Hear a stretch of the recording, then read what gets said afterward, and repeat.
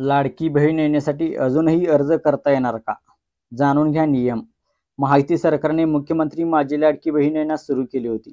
लाडकी बहीण योजनेअंतर्गत महिलांना दर महिन्याला 1500 रुपये मिळतात. आता विधानसभा निवडणुकीत महायुती सरकार आल्यानंतर महिलांना 2100 रुपये मिळणार असल्याचे आश्वासन दिले आहे. देवेंद्र फडणवीस यांनी मुख्यमंत्रीपदाची शपथ घेतली त्यानंतर त्यांनी लाडकी बहीण योजना सुरू ठेवणार असल्याचे सांगितले आहे. लाडकी बहीण योजनेत आतापर्यंत ज्या महिलांनी अर्ज भरले नाही त्यांना आता अर्ज भरता येणार का, असा प्रश्न अनेक महिलांच्या मनात आहे. आतापर्यंत ज्या महिलांनी लाडकी बहीण योजनेअंतर्गत फॉर्म भरला नाही, काही अडचणीमुळे त्यांना फॉर्म भरता आला नाही, अशा महिलांना आता फॉर्म भरता येणार का, असा प्रश्न उपस्थित होत आहे. परंतु अद्याप याबाबत कोणतीही अपडेट समोर आलेली नाही.